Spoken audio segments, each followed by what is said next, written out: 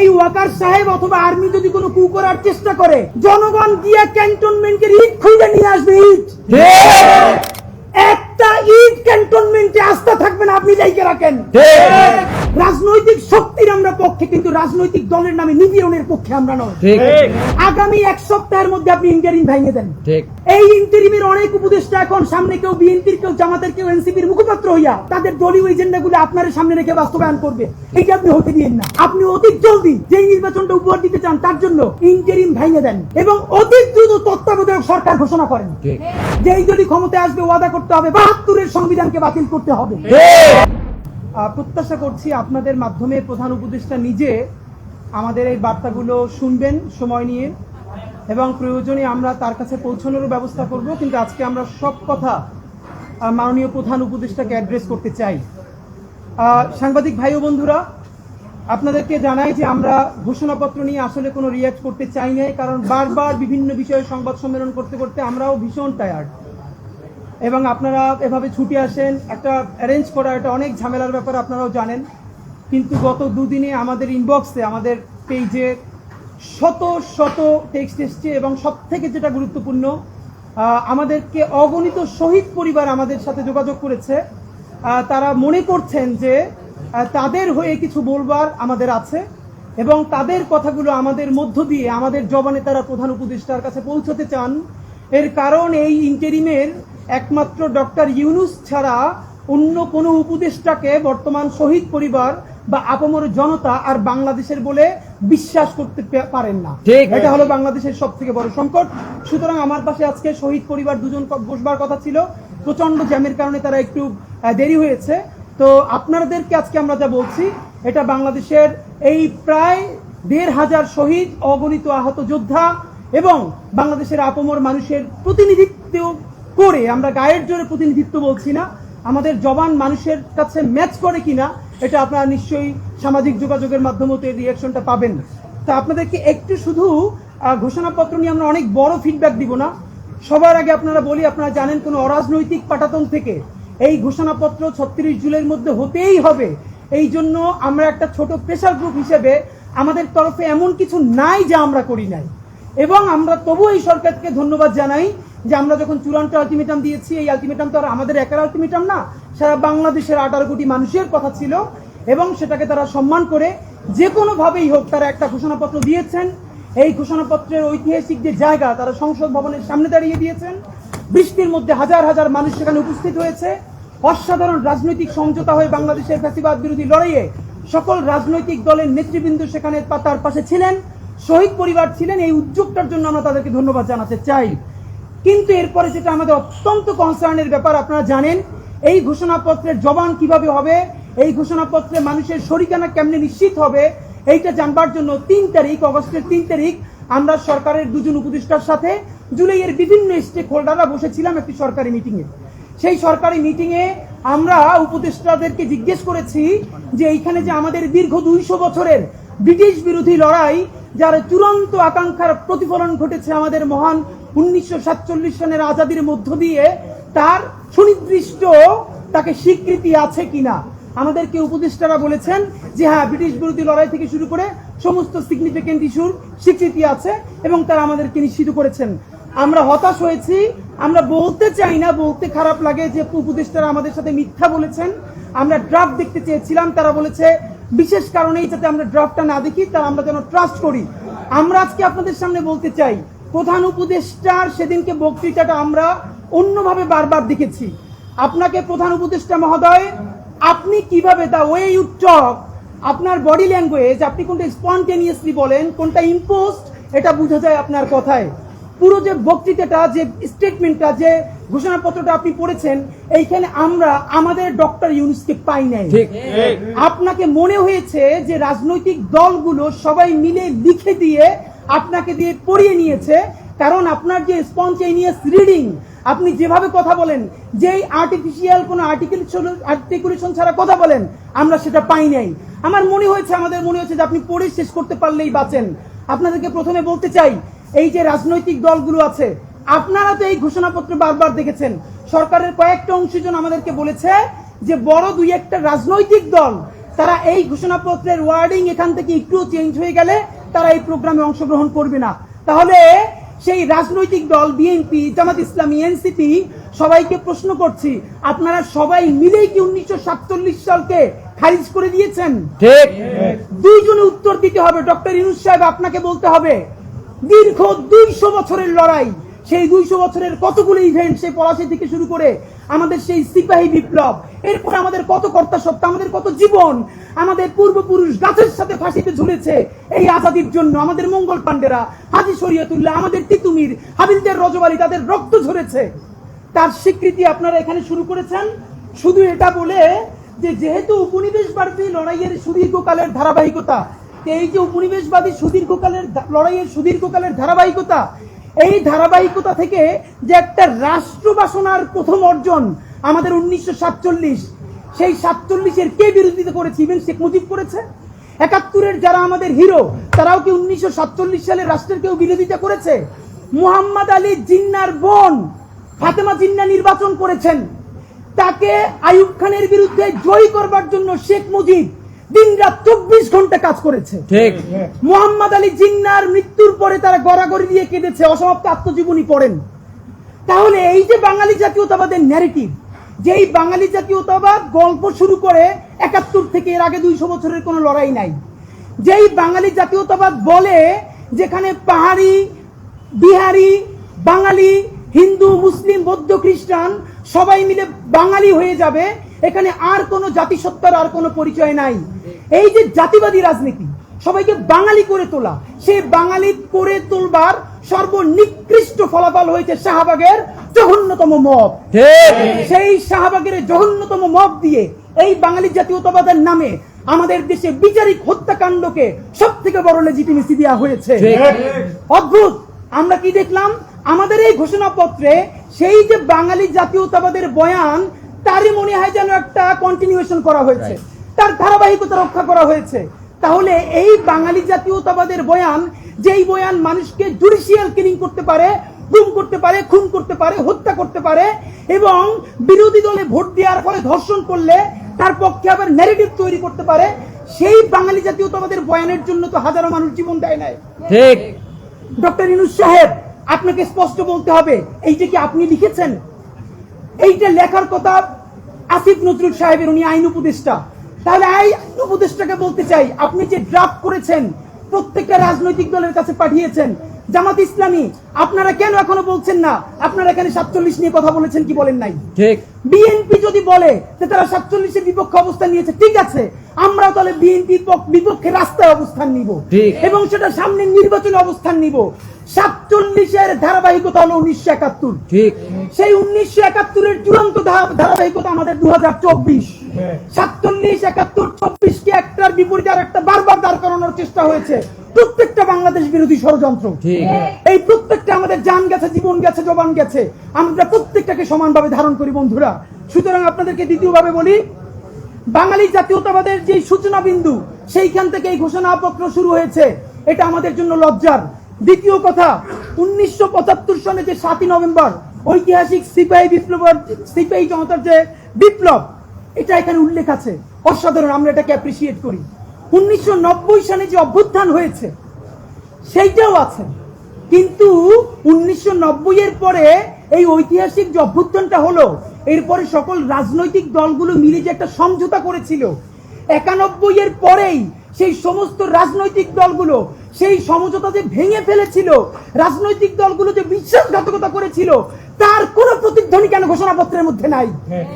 আমাদেরকে বলেন। আমরা এই জুলাই আমাদেরকে রাজনৈতিক দল অসাধারণ স্টেক, বিরাট শরিকানা, কিন্তু রাজনৈতিক দল যদি এই অভ্যুত্থান একা করতে পারতো, তাহলে জামাতি ইসলামীর 6 জন প্রধান নেতৃবৃন্দকে ফাঁসি দেওয়া যাইতো না, ওই সময় তারা ফালাই দিতে পারতো হাসিনাকে। বেগম জিয়াকে জেলে যাওয়া লাগতো না, হাত বাঁকা হয়ে ফেলা লাগতো না, তখনই বিএনপি ফালাই দিতে পারতো। এর মানে সকল রাজনৈতিক দল এবং রাজনৈতিক শক্তি সবাই মিলেই তো এটা করেছে।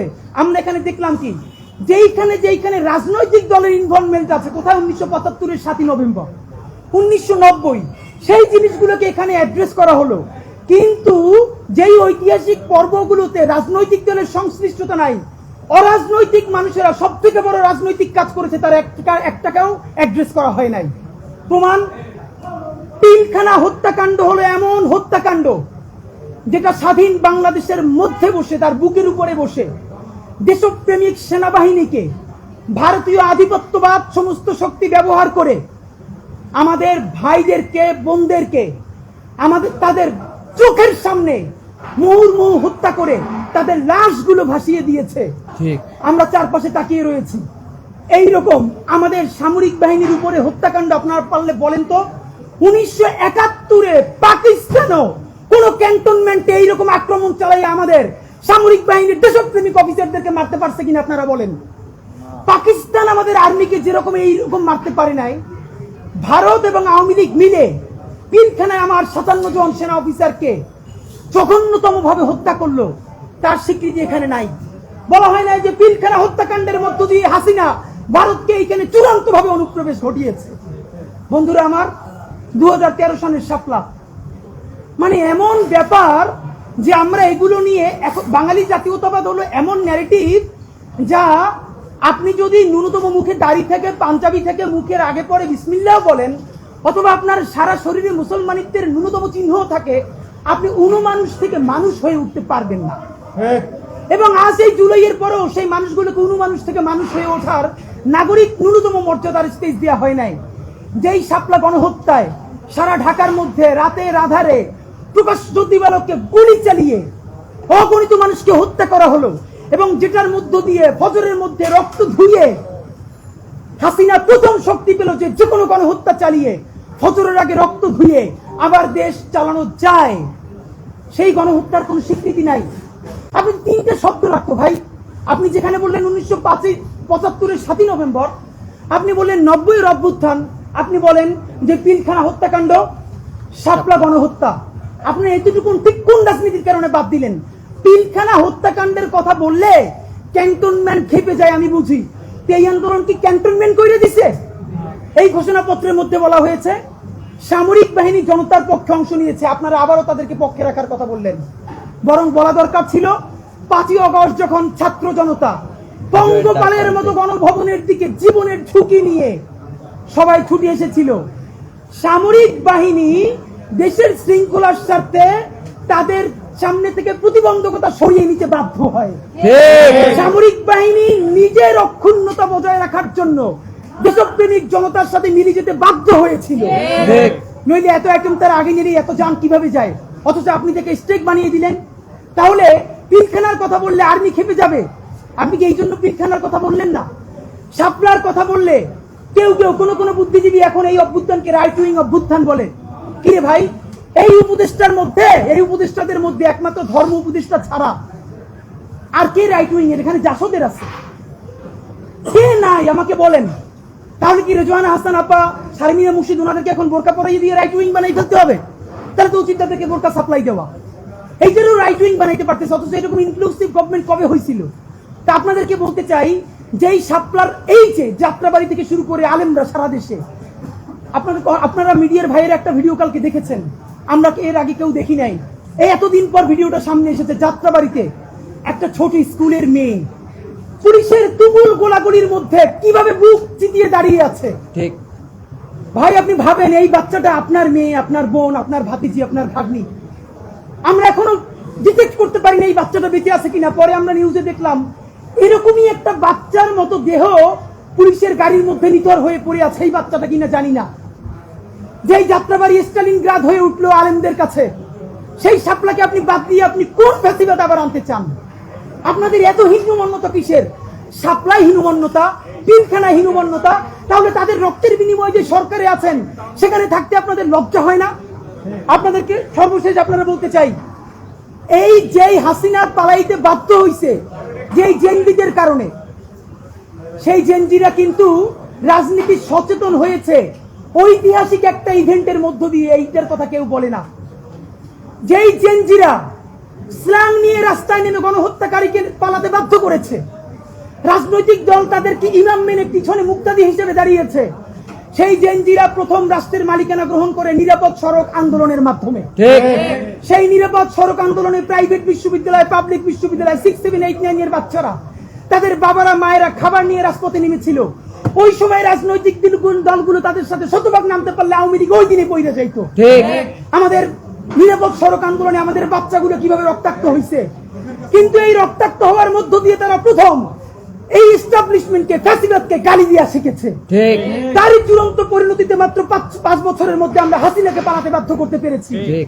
আপনারা নিরাপদ সড়ক আন্দোলনের কথাটাও বললেন না। সুতরাং প্রধান উপদেষ্টা মহোদয়, আপনাকে বিনীত অনুরোধ করি, এইটা কোরআন না বা বাইবেল না যে কোনোভাবে সংস্কার করা যাবে না। প্লিজ এই ঘোষণাপত্রকে আমি অ্যাপ্রিসিয়েট করি। মন্দের ভালো তো ভালো, কিছু তো হলো, কিন্তু এখানে অবশ্যই 1947-এর স্বীকৃতি এবং 1975-এর 7 নভেম্বর 1990-এর অভ্যুত্থানের ঠিক সাথেই আমাদের পিলখানা, আমাদের শাপলা এবং নিরাপদ সড়ক আন্দোলনের ঐতিহাসিক ঘটনাকে একনলেজ আপনাকে করতেই পারতে হবে। বন্ধুরা আমার, আর একটা ওয়ার্ডিং নিয়ে কথা বলবো। এই ঘোষণাপত্রের মধ্যে বলেছে হাসিনাকে পালিয়ে যেতে বাধ্য করা হয়। হাসিনা পালিয়ে যেতে বাধ্য হয় না, আমরা হাসিনার পতন ঘটিয়েছি বলতে হবে। ফ্যাসিবাদী হাসিনার পতন হয়, পালিয়ে যেতে বাধ্য করা হয়। কোনো প্যাসিভ কথা বলা যাবে না, এখানে অ্যাক্টিভ, আমরা অ্যাক্টিভ মুডে ছিলাম, এখানে কোনো প্যাসিভ ভয়েস নাই। বলবেন যে অগণিত পুরো ছাত্র জনতার শক্তি তার পতন ঘটিয়েছে এবং সেই পতনের ফলে সে ভারতে পালিয়ে যেতে বাধ্য হয়। বন্ধুরা আমার, সর্বশেষ কথা বলি, এই ঘোষণাপত্রের রিঅ্যাকশনে এখানে অনেকগুলো গুমের কথা আছে, খুনের কথা আছে, কিন্তু বিচারিক হত্যাকাণ্ডের কথা নাই। অথচ এই ফ্যাসিবাদ যেটা করেছে, বাংলাদেশের বিচার কাঠামোকে জাহান্নামে পাঠিয়ে দিয়েছে। এর মানে কি এইটা যে বিচারিক হত্যাকাণ্ড বললে জামাতের যে নেতাদের ফাঁসি হয়েছে তারা যদি একটা অ্যাডভান্টেজ পেয়ে যায় কিনা, আপনারা কি সেই ভয় থেকে বিচারিক হত্যাকাণ্ডের কথা বলেন নাই?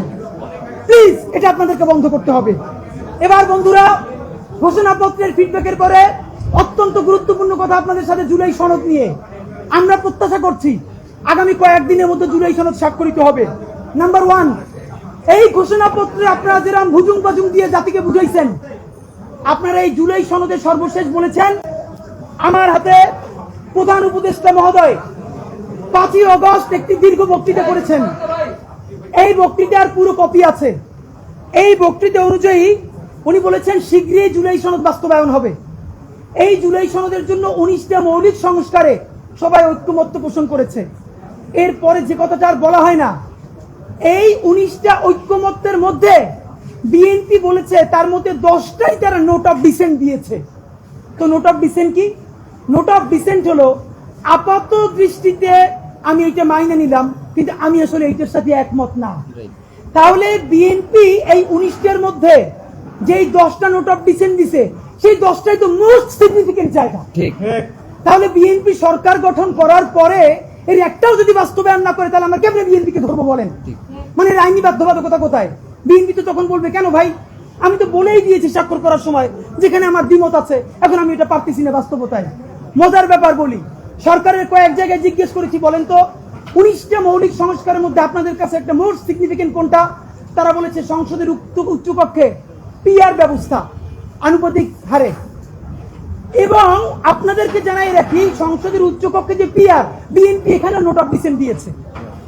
যে সংসদের উচ্চকক্ষে বিএনপি যে নোট অফ ডিসেন্ট দিয়েছে, এটাও যদি সে বাস্তবায়ন না করে, তাহলে আমরা, মানে আপনি ভাবেন আমরা কি কারণে, ঠিক কোন কারণে আমরা এখন এই কথাগুলোকে বিশ্বাস করবো? রাজনৈতিক দলগুলোকে তারা ইন্টারিম থাকা অবস্থায় আমাদের চোখের সামনে 47কে নাই করে দিল, পিলখানাকে নাই করে দিল, শাপলাকে নাই করে দিল, নিরাপদ সড়ক আন্দোলনকে নাই করে দিল, বিচারিক হত্যাকাণ্ডের কথা তারা বললো না। যেই তারা ক্ষমতার মসনদ পেয়ে যাবে, এই কথা বলার পর যে আমরা আবার জেলে যাব না, তার প্রমাণ কি আপনাদেরকে বলবো? তাহলে আপনারা এটা কি চান? ডক্টর ইউনূস সাহেব, নাম্বার 2, আপনাকে বলতে চাই, আইনি বাধ্যবাধকতা আমাদেরকে অন্তত 20 জন শহীদ পরিবার বলেছে। ডক্টর ইউনূস সাহেব কি এগুলো সব সামনে সংসদের জন্য রেখে দেখেছে? তাহলে সে কি করবে? প্রধান উপদেষ্টা, এবার আপনার জন্য স্পেসিফিক 3-4টা আমাদের কথা আছে। আমরা এই কথাটার কথা লিখেছি ইন্টারিম বনাম ইউনূস। এখন যে কথাটা আপনাদেরকে বলবো, এই কথাটা আমরা প্রচুর হোমওয়ার্ক করে বিভিন্ন গণমানুষের সাথে, রিক্সাওয়ালা, ভ্যানওয়ালা, সবজিওয়ালা, পেশাজীবী, বিশ্ববিদ্যালয়ের শিক্ষক থেকে শুরু করে অনেকের সাথে কথা বলে আমরা এই কথাটা বলবার চেষ্টা করেছি। ডক্টর ইউনূস সাহেব আমরা এখন পর্যন্ত যতদূর বুঝতে পেরেছি, আপনার ক্যাবিনেটের অলমোস্ট সকল উপদেষ্টা প্রতিদিন আপনাকে একটা আর্মি কুয়ের যুদ্ধ দেখাচ্ছে। ঠিক। আপনি সচিবালয়ের সংস্কার করলেই আর্মি টেক ওভার করবে, আপনি যদি পিলখানার কথা বলেন আর্মি টেক ওভার করবে। এইটার একটা প্রমাণ কি দিয়েছে? বাংলাদেশের ছাত্র জনতার একমাত্র প্রতিনিধি বানিয়েছে তারা এনসিপি কে। প্রধান উপদেষ্টা কান খুলে শুনে রাখেন, এনসিপি একটা রাজনৈতিক শক্তি, কিন্তু কোটি কোটি জুলাই যোদ্ধাদের একমাত্র মুখপাত্র তারা নয়। এনসিপি সমাবেশ করলে লোক কম হয় এর মানে এই না যে মানুষ জুলাই ভুলে গেছে অথবা জুলাইয়ের রক্তের সাথে সে গাদ্দারি করার কারোর অনুমতি দিচ্ছে। বরং এনসিপির সাথে লোক কম হয় এর বড় বাস্তবতা হলো তারা মনে করে বিএনপি বা জামাতে ইসলামী ঠিক যেভাবে জুলাইকে বিভিন্নভাবে বিজনেসের মডেলে নিয়ে এসেছে, এনসিপিও এখন সেটাই করছে, তাই তারা এনসিপি সমাবেশে আসে না। কিন্তু এই মানুষ, কোটি কোটি মানুষ এখন পর্যন্ত রাস্তায় নামতে প্রস্তুত যদি আপনি একটা বিপ্লবী ভাষণ দিয়ে জনতার পক্ষে সংস্কারের আপার হ্যান্ড নিয়ে নিতে পারেন। প্রধান উপদেষ্টা আপনাকে বলি, আপনারে আপনার উপদেষ্টারা সারাক্ষণ জুজুর ভয় দেখায় না? আপনারে বলি, একটু কান দিয়ে শুনেন, যদি ওয়াকার সাহেবের এবং আর্মি জেনারেলদের সাহস থাকে, আইরিপি সাহস থাকে, একটা কুক ওইতে দেখাইতে বলেন। ঠিক ভাইরা, ব্যাপারটা এমন না। লিথাল উইপেন যখন চলে তখন পুলিশের উইপন আর আর্মির উইপেনের পার্থক্য থাকে না, প্রত্যেকটাই জীবন কাইড়ে নেয়। এই মাত্র একটা বছর আগে আমাদের হাজারো হাজারো শহীদ যেই গুলিতে শহীদ হয়েছে, এর চেয়ে দামি গুলি তো আর্মি আমাদের উপরে ব্যবহার করতে পারবে না। আপনি মনে রাখেন, এই ওয়াকার সাহেব অথবা আর্মি যদি কোনো কু করার চেষ্টা করে, জনগণ গিয়া ক্যান্টনমেন্টের ইট খুঁজে নিয়ে আসবে। ইট, একটা ইট ক্যান্টনমেন্টে আস্থা থাকবে না, আপনি যাইকে রাখেন। আপনি কারে ডরান? আপনি ভোট নেন। মিনিমাম 100 রিকশাওয়ালার সাথে কথা বলেছি গতকাল পর্যন্ত, প্রত্যেকে বলে এই উপদেষ্টাদেরকে তারা বিশ্বাস করে না, কিন্তু ইনুস বেড়া ভালো। এর মানে সারা বাংলাদেশের জুলাই যোদ্ধারা, জুলাইয়ের পক্ষের শক্তিরা আপনার মুখটা দেখা এখন পর্যন্ত এই সরকারের একটা হাত ধইয়া রাখছে। কিন্তু এই উপদেষ্টাদের কেউ কেউ ইতিমধ্যে রাজনৈতিক দল যারা সামনে ক্ষমতায় আসবে তাদের সাথে নেগোসিয়েশন করে কেউ সামনে আইনমন্ত্রী হবে, কেউ অন্যান্য মন্ত্রী হবে, কি কি হবে এইটা পাকাপোক্ত কইরা এখন তাদের জবানে আমাদের ঘোষণাপত্র লিখে দেয়। এখন সেই ক্ষমতায় যারা আসবে সেই দলের মুখপাত্র হয়ে তারা এই সরকারের মধ্যে কাজ করে। প্রধান উপদেষ্টা, আপনার একটা কথা বলি, আমরা আগেও বলেছি এই সরকারের সকল উপদেষ্টা এক পা অন্য দেশে, বিপদ হইলে ভাইগে যাবে, কিন্তু আমরা দৃঢ়ভাবে বিশ্বাস করি আপনি ভাগবেন না। এর প্রমাণ, আপনি যদি ভাগতেন পৃথিবীর কোন দেশ আপনারে রাখতে চায় না বলেন? তাহলে হাসিনার আমলেও 10 তলা বিল্ডিং বাইয়া আপনার আদালতে হাজিরা আপনি দিতে আসতেন না। আপনি তখনই বিদেশ থাকতে পারতেন। আপনি এই দেশে থাকতে চান বলেই আপনি আসছেন, আমরা বিশ্বাস করতে চাই। মাননীয় প্রধান উপদেষ্টা, আপনি বাঁচবেন কয়দিন বলেন? আপনার এত বয়স হয়েছে, বাংলাদেশের গড়ায় উঠছে প্রায় 20 বছর বেশি পাচ্ছেন। আমার বাপে 63 বছর বাচ্চা, তার চেয়ে আপনি প্রায় 20 বছর বেশি পাচ্ছেন। মাঝে মধ্যে মৃত্যু বেঁচে থাকার চেয়ে অধিক। মাননীয় প্রধান উপদেষ্টা, আপনি যখন আপনি একটা গবেষণা করেন, বাংলাদেশে গত 50 বছরে কোন রাষ্ট্রপ্রধানের 30 মিনিট 40 মিনিটের বক্তৃতা রিক্সা চালক, ভ্যান চালক, সবজি বিক্রেতা, বিশ্ববিদ্যালয়ের প্রফেসর, ছাত্র জনতা আধা ঘন্টা বসে তার বক্তৃতা শুনে নজির নাই, যেটা আপনারটা হয়েছে। এটা কিন্তু আপনার চেহারা দেখে না। আপনি রাজনৈতিক দল করছিলেন, ফেরও করছেন, কিন্তু এইবার যে আপনার এই বাংলাদেশের পক্ষে হৃদয় নিংড়ে ভালোবাসা, আপনি যখন বক্তৃতা করেন আপনি আর্টিফিশিয়াল কিছু বলেন না, কিন্তু আপনি যখন ঘোষণাপত্র বললেন আপনার চেহারা আর্টিফিশিয়াল ছাপ। ইদানিং আপনি স্ক্রিপ্ট দেখে দেখে বক্তৃতা করেন, এগুলো আমরা চাই না। মাননীয় প্রধান উপদেষ্টা, আপনার অন্তরে যা আছে, আপনারা যে বাধ্য করে তার কথা বলে দেন না। আপনারা কি করবে বলেন? আপনারা খুন করবে? আপনি প্রায় 80 বছর বাঁচছেন, আর কয় বছরই বা বাঁচবেন? আপনি কি খাবেন, কি বাঁচবেন? আপনি বরং যদি আপনার আর্মি মেরে ফেলে, আপনারা যদি ভারতীয় আধিপত্যবাদ গুলি করে, আপনাকে যদি হত্যা করা হয়, কিন্তু সেই রক্তের বিনিময়ে যদি আপনি শহীদদের রক্তের বিনিময়ে নতুন বাংলাদেশ গড়ে যেতে পারেন, আগামী 1000 বছর বাংলাদেশের মানুষ নামাজে প্রার্থনায় আপনার জন্য শুধু দোয়া করবে। বুড়ো মানুষটা থেকে শুরু করে শিশু আপনার বক্তৃতা শুনে মাননীয় উপদেষ্টা কতক্ষণ জানেন? যতক্ষণ আপনি জুলাইয়ের জবানে কথা বলেন।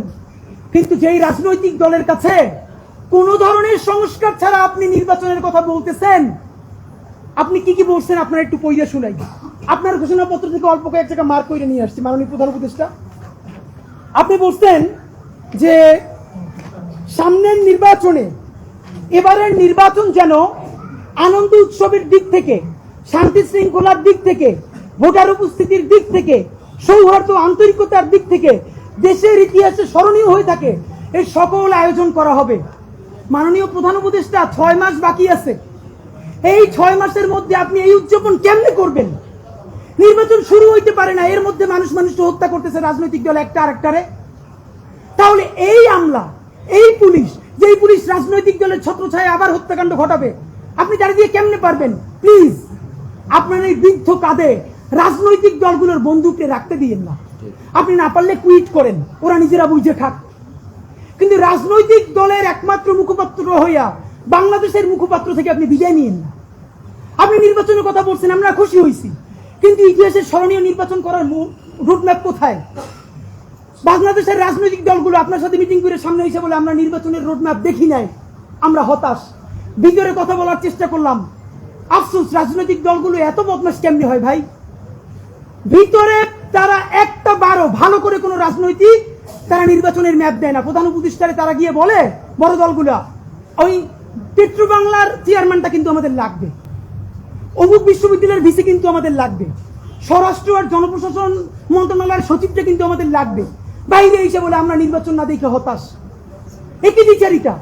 আপনার প্রতি অনুরোধ, এই যে আপনারা বাহিরে এসে বলে যে আপনি নির্বাচন দেন না, আপনি কেন প্রেস মিট করে বলেন না বিএনপি আমার পেট্রো বাংলা চাই, জামাত আমার স্বরাষ্ট্রমন্ত্রী চাই, এনসিপি আমার কাছে জনপ্রশাসন চাই, বলে দেন।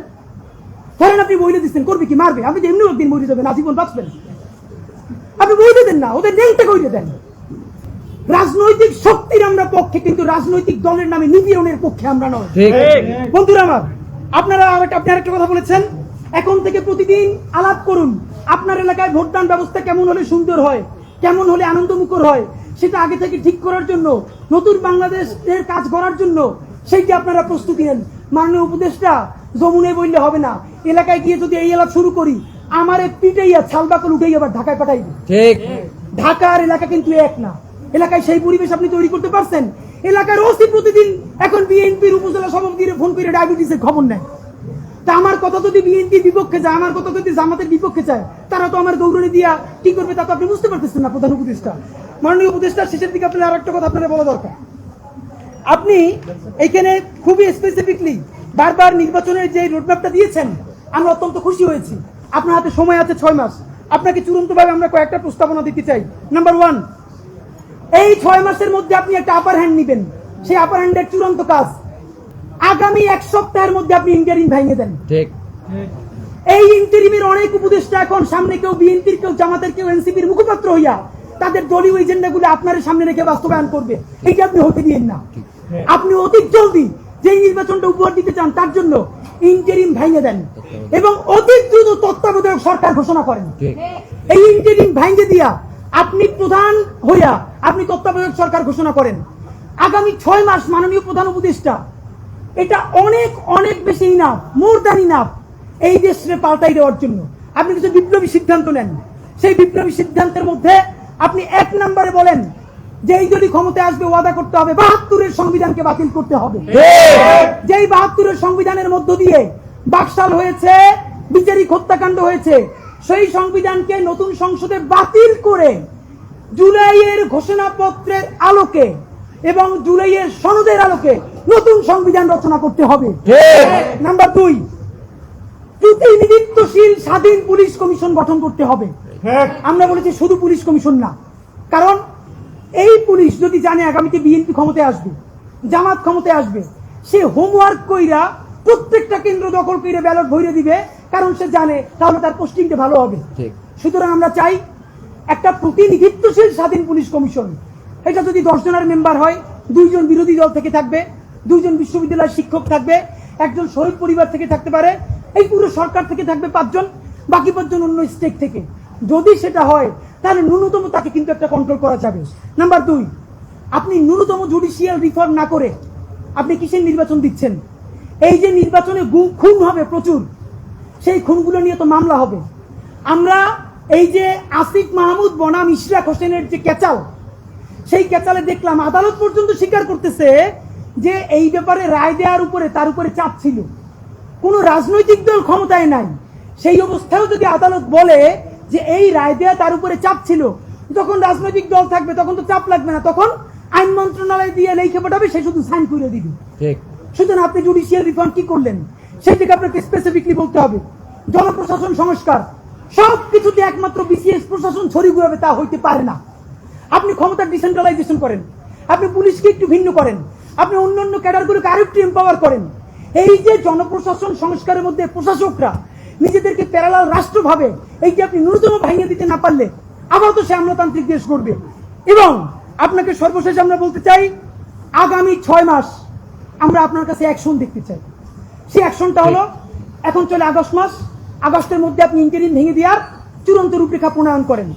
এতদিন বলছি আমরা বিচার সংস্কার, বিচারের কোন কোন রায়টা আসবে আপনি তা তো একটা বললেন না এই আপনার দীর্ঘ বক্তৃতার মধ্যে, কিন্তু আপনি ঠিকই নির্বাচনের সব কথা তো বললেন, থ্যাংক ইউ, আপনি এটা বলেছেন।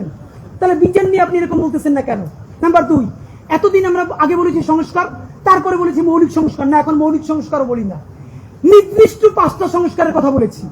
আমরা পুলিশের সংস্কার চেয়েছি, আমরা জুডিশিয়াল রিফর্মের কথা বলেছি, আমরা নির্বাচন কমিশনের যে বর্তমান প্যাটার্ন এই যে ভেঙে দেওয়ার কথা বলেছি। প্লিজ কোন সংস্কারটা কবে হবে? নির্বাচনের আগে যদি আপনি একটা সংস্কার নিজে করে দেখাতে না পারেন, তাহলে বলেন প্রবাস থেকে লক্ষ টাকা প্লেন ভাড়া দিয়া বাংলাদেশের মানুষ কেন ভোট দিতে আসবে বলেন? সে তো জানে একটা সংস্কার আপনি করতে পারেন নাই। এই যে ভোট দিয়ে যাবে যারা ক্ষমতায় যাবে তারা ঠিকই আগর কাটার মধ্যে সব 91 যেরকম তারা চুক্তি ভঙ্গ করেছে, চুক্তি ভঙ্গ করে আবার ফ্যাসিবাদ কায়েম করবে। শুধু শুধু সে কেন দেশে ভোট দিতে আসবে বলেন? সুতরাং আপনি যদি সত্যিকারে চান বাংলাদেশের ইতিহাসের সেটা নির্বাচন হোক, প্রবাসীরা ভোট দিক, লক্ষ লক্ষ টাকা খরচ করে মানুষ ঈদের মতো উদযাপন করুক, তাহলে ন্যূনতম কয়েকটা বিচার আপনার নির্বাচনের আগে করে দেখাতেই হবে। এই ইন্টারিমের সকল উপদেষ্টাকে বিদায় দিয়ে নতুন ফ্রেশ তত্ত্বাবধায়ক সরকার গঠন করতে হবে এবং অতি দ্রুত আপনাকে রেভলিউশনারি কিছু কাজ করে দেখাতে হবে, যাতে মানুষ বিশ্বাস করে রাজনৈতিক দলগুলো আসলেও তারা কোনো ধরনের গাদ্দারি করতে পারবে না। এবং সর্বশেষ কথা, সকল রাজনৈতিক দলের সাথে বারবার বসেন উপদেষ্টা মহোদয়, একটা বার 1500 প্রায় শহীদ তার পরিবারের সাথে আপনার বসা দরকার হয় না? এই যে এত সংস্কার করলেন, আমাদেরকে কেন তারা ফোন করে জিজ্ঞেস করে যে এগুলো সবটি তারা না কইলেই চলে যাবে? প্লিজ জুলাই সনদ ঘোষণার আগে যা যা করতেছেন সেই রাজনৈতিক দলগুলোর একদিকে সামনে রাখেন, শহীদ পরিবারগুলোর সামনে রাখেন, তারপর বলেন যে এইটা করছি, একটু শহীদ পরিবারের কথার মূল্যায়ন করেন। এইটা যদি একটাও না করেন তাহলে কি করব? এই সরকার দুর্বল হয় সেটা করব না, আমরা নির্বাচনের বিরুদ্ধেও দাঁড়াবো না, তাইলে আবার বলবে আমরা গণতন্ত্র চাই না। আমরা যারা ক্ষমতাহীন কিন্তু জনতার জবানে কথা বলি, তারা এই নির্বাচন বয়কটের ডাক দিব। তখন একমাত্র যারা ক্ষমতায় এসে দুর্নীতি করবে সেই 20% মানুষ ছাড়া আপনি কোন কেন্দ্রে একটা কাক বিড়ালও খুঁজে পাবেন না। মাননীয় প্রধান উপদেষ্টা, জনতা শক্তিশালী না ক্ষমতা শক্তিশালী, আপনি যদি সেটা চ্যালেঞ্জ হিসেবে নিতে চান তাহলে কোন সংস্কার ছাড়া নির্বাচন দিতে পারেন, কিন্তু শত শত লাশ তারা ফালাবে সেই দায়ও আপনার নেওয়া লাগবে। মাননীয় প্রধান উপদেষ্টা, আপনারে আমরা ভালোবাসি জুলাইয়ের জন্য, আপনি প্লিজ তাদের বন্দুক আপনার কাঁধে নিয়ে আপনি বিদায় নিয়েন না, আপনি জুলাইয়ের বন্দুকটা হাতে নেন। রাজনৈতিক দল আর্মিরে ডাইকে বলেন যদি আমার হেল্প করেন করেন, নইলে যা যা করছেন সব বইলে আমি বিদেশ চলে যাব। যেই বাংলাদেশ জুলাই অর্জন করছে সেই জুলাই আবার তাদের বিরুদ্ধে রক্ত দিয়া ইনশাল্লাহ ইনসাফের বাংলাদেশ গড়বে। বাংলাদেশ জিন্দাবাদ, ইনকিলাব জিন্দাবাদ।